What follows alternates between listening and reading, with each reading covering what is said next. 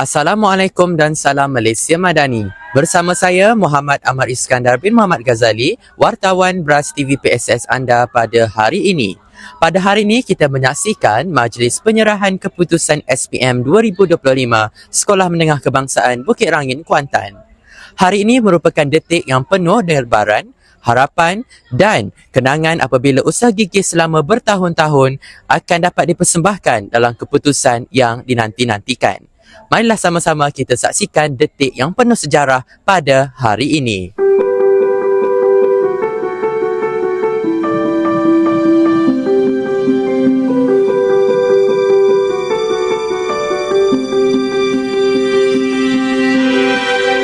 I close my eyes and I can see a world that's waiting up for me, that I call my own.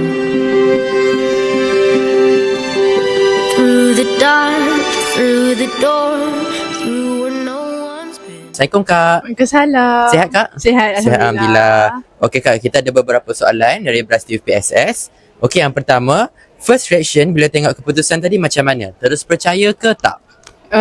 Reaction memang macam terkejut, terkedu, tak tahu nak cakap macam mana. Memang tak percayalah sebab kita trial hari tu tak sesolid sekarang, tak macam SPM ni. Tiba-tiba SPM pop naik, memang tak expect lah.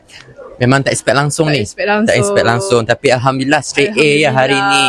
Okey Kak, manakan dah straight A, dah gembira, dah happy bersama family dan kawan-kawan hari ni kan? Kita nak tanyalah sikit apa self reward yang akak nak beri pada diri akak? Self reward rasanya kita nak cari satu tarikh untuk bercuti dengan kawan-kawan. Kita nak bawa kawan-kawan kita pergi bercuti lah kot. Sebabnya kita dah stres 2 tahun untuk SPM ni. Jadi tahun ni rasa macam try lah nak kita bercuti dengan kawan-kawan, spend time together sebelum masing-masing melangkah ke arah belajar yang lebih jauh lah. Sebab lepas ni kita tak tahu dah pergi mana masing-masing kan.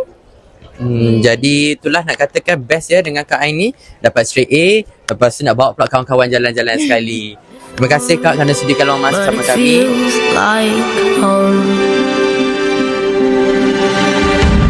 They can say it all sounds crazy. They can say I've lost my mind. I don't care, so call me crazy. We can live in a world that we design. 'Cause every night I lie in bed, the brightest colors fill my head. Okey, saya ada satu soalan. Kalau boleh bagi satu tips paling power untuk dapat result gempak dekat junior-junior kita, apa dia? Kalau tanya saya, tips yang sesuai untuk junior, bagi saya lah, sepanjang SPM nanti, khususnya untuk korang kan, nanti nak SPM tahun ni, masa tu memang tak cukup, saya jujur. Tapi apa pun jadi, jangan berhenti.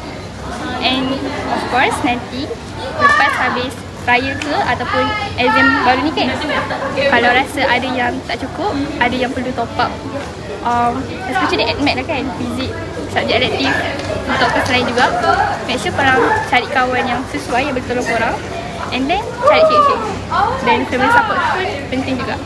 And last kali, apa saya boleh cakap is, before datang sekolah tu, korang kena tetapkan niat. Jangan semata-mata nak straight A, nak make sure orang pandang kita, tak. Make sure ilmu yang kita dapat tu manfaat dan berguna untuk orang lain. Itu je yang saya boleh cakap.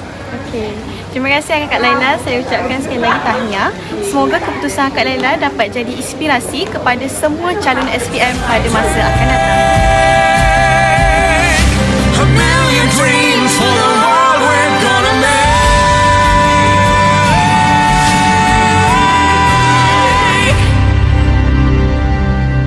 For the world we're gonna make. Tahniah diucapkan kepada semua calon SPM 2025 atas pencapaian yang telah diraih.